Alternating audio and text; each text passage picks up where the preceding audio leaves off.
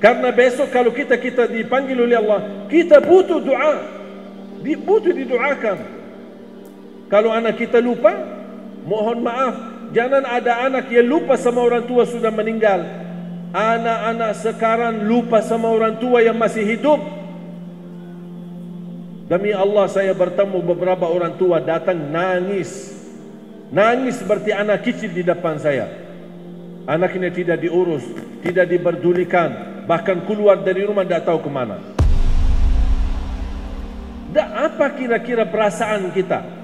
Sudah membuat ibu kita susah selama dalam kandungan. Betapa durhaka seorang anak. Dari ibu masih hamil membawa kita dalam kandungannya, kita susahin. Mau kemana-mana, lapor. Mau naik pesawat, lapor. Mau ini, lapor.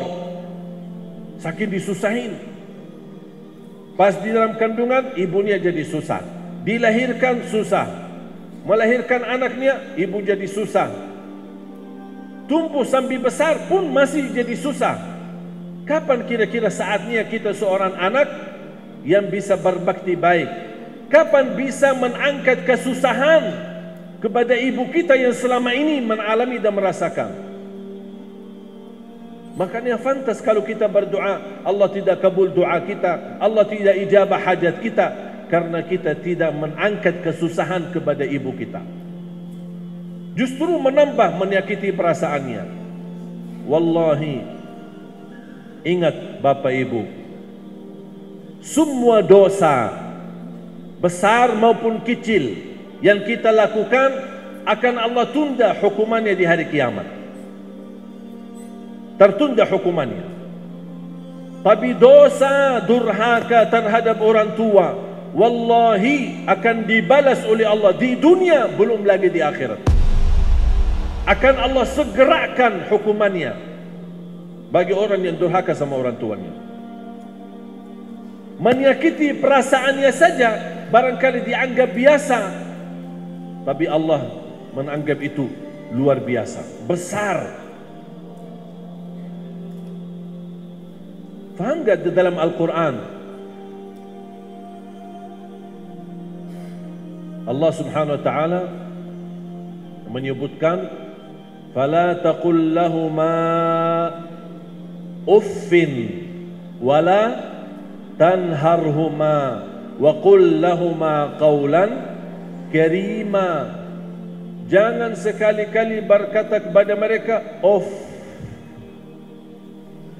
Apa arti off bahasa Indonesia?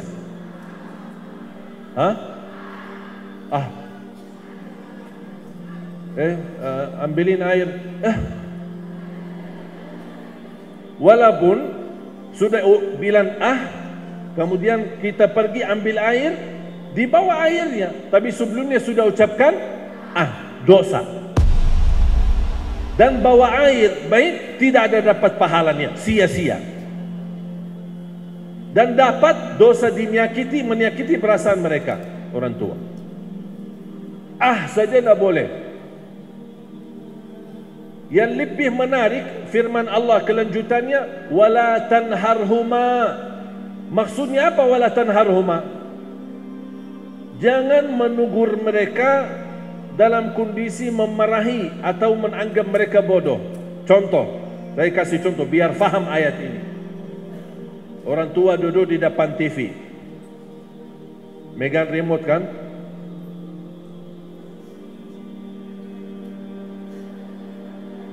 Dia rubah-rubah, mau cari apa, isi apalah gitu, mungkin cari ceramah kah, atau bukannya namanya orang tua, apalagi kalau sudah tua suka main remote lah. Datang si anak, Ma, udah cukup.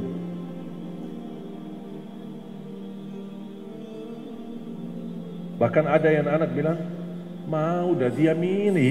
Mana remote-nya nih? Itu maksudnya wala tanharhuma. Mau nugur mereka saja tidak boleh seperti itu, dosa besar.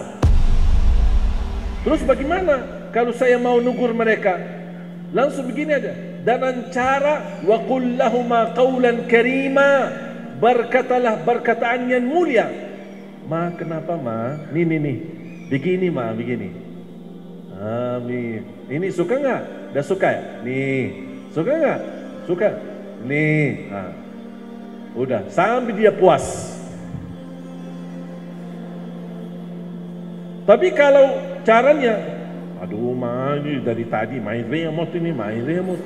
Begini sudah, diamin aja, enggak usah megang remote, udah. Nah, itu namanya wala tanharhuma. Jangan menegur mereka dengan cara kasar. Itu dosa besar.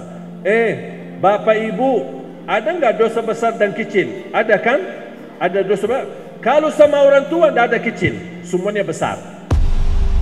Hati-hati. Makanya yang sudah punya orang tua masih hidup, mohon jamaah sekalian, mohon ambillah keridhaan mereka. Bukan dari mulut mereka ridha, tapi benar-benar hati mereka ridha terhadap kita. Bagi orang tua yang sudah tidak ada, apakah pasti kita banyak salah? Pasti kita merasa banyak kekurangan. Ada enggak amalan yang buat saya bisa berbakti baik sama mereka? Mudah-mudahan dengan berbakti baik sesudah mereka meninggal, mudah-mudahan menutupi kekurangan saya. Ada enggak? Ada. Dua. Doa. Jangan lupa doakan mereka setiap waktu dan setiap saat. Rabbighfir lahuma warhamhuma kama rabbayani saghira. Setiap salat di sujud pun boleh. Subhana rabbiyal a'la, subhana rabbiyal a'la, subhana rabbiyal a'la. Rabbighfir lahuma warhamhuma kama rabbayani saghira. Di sujud baca itu setiap sujud. Apalagi kalau bisa menangis. Barangkali mudah-mudahan titisan air mata yang menunjukkan perasaan menangis karena kita banyak kekurangan terhadap mereka dan mereka sudah tidak ada. Mudah-mudahan titisan air mata mengampuni dosa dan menjadi saksi baik di hadapan Allah untuk orang tua. Terus ada lagi enggak amalan? Ada, bersedekah. Ada orang datang kepada Rasul, ya Rasulullah, ibu saya meninggal, sudah wafat. Bagaimana saya bisa berbakti baik, bisa beramal untuk ibu? Apakah saya boleh bersedekah? Kata Rasulullah SAW, boleh bersedekah. Fatasaddaq anha, tasaddaq, bersedekahlah atas nama ibumu. Saya sering mengingatkan jamaah di setiap acara atau di masjid, majlis ta'lim, tabligh akbar atau jumatan bapak-bapak, pasti ada kotak amal atau terkumpul sedekah. Bapak ibu pasti buka tas mau bersedekah. Sering saya ingatkan jamaah, setiap buka tas mau bersedekah, jangan lupa nawaitu, ya Allah, aku titipkan pahala sedekah ini untuk ibuku. Jangan langsung buka tas. Ya, terima kasih. Ya, terima kasih. Terima kasih. Lupa niatnya. Nanti terhitung sedekah itu hanya untuk diri kita. Tapi kalau kita nawaitu, ya Allah, aku titipkan pahala untuk ayah saya, untuk ibu saya, walaupun mereka masih hidup boleh, apalagi kalau sudah meninggal. Wallahi sangat bermanfaat sedekah itu untuk orang tua, apalagi yang sudah meninggal. Sangat bermanfaat, mensinarkan cahaya di dalam kubur mereka dengan berkah sedekah kita. Jadi saya mohon, di setiap ibu-ibu, bapak-bapak bersedekah, jangan lupa orang tua kita. Tidak ada di antara kita yang sempurna perilakunya terhadap orang tua. Semua pasti ada salah. Salah yang kita sadarkan maupun kita yang sudah lupakan. Makanya mohon jamaah sekalian, demi kebaikan, apalagi kalau mereka sudah tidak ada, mudah-mudahan dengan niat yang tulus, yang baik yang kita lakukan, mudah-mudahan menjadi bermanfaat untuk mereka dan juga bermanfaat menjadi saksi baik di hadapan Allah untuk kita. Ada satu guru saya ketika saya bertanya, bagaimana kita bisa balas kebaikan orang tua? Ada enggak kesempatan kita mampu balas jasa orang tua? Kesusahan ibu terutama sejak dia mengandung kita sampai besar, sampai kita nikah dan berkeluarga. Dan subhanallah betapa tulus dan ikhlas hati mereka. Kita sudah nikah, tidak ada tanggungjawab mereka, tapi tetap masih memberikan perhatian. Jangankan kita, kalau sudah kita punya anak, masih diurusi orang tuanya. Saya sering jamaah pas lagi jalan-jalan ke Bandung atau jalan-jalan ke Jogja, terus anaknya mana? Saya titip sama ibu saya, saya titip sama ayah saya. Betul nggak? Itu sering terjadi. Jadi kita tidak sendiri membuat mereka susah, malah anak kita juga, cucunya. Tapi subhanallah, orang tua kita tulus, ikhlas. Bukan melayani kita saja, melayani cucu kita kalah. Benar kita kalah. Kira-kira apa yang kita bisa balas buat jasa mereka? Tidak bisa. Kita dilayani, anak kita pun dilayani.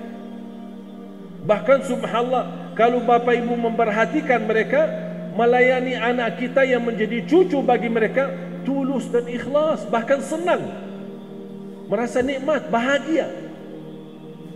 Makanya saya bertanya sama guru saya, kira-kira ada enggak kesempatan kita bisa membalas jasa orang tua, membalas kebaikan? Ketika saya bertanya, waktu itu guru saya duduk dan seperti menunduk kepalanya. Begitu saya bicara seperti ini, dia langsung berkata, mau balas kebaikan orang tua ya? Mau balas ya? Memang kamu bisa balas? Maaf guru, saya hanya ingin tahu kalau ada kesempatan kita bisa balas, ya kita pasti berupayalah. Begini, kalau kamu tulus, ikhlas dan bersedia untuk dikupas kulitnya sendiri, dikupas kulitnya, ada enggak? Bisa enggak? Mau enggak dikupas kulitnya? Kata beliau, kalau kamu ikhlas, bersedia untuk dikupas kulitnya dari ujung kepala, dari kepala sampai ujung kaki, dan kulit itu dikumpulkan, dijahit. Untuk apa? Bikin sandal untuk ibu kita, belum sedikit pun bisa balas. Maaf, bisa nggak terbayang? Bisa nggak terbayang? Kulit kita dikupas dan diikhlaskan untuk ibu kita, belum bisa membalas. Belum bisa membalas.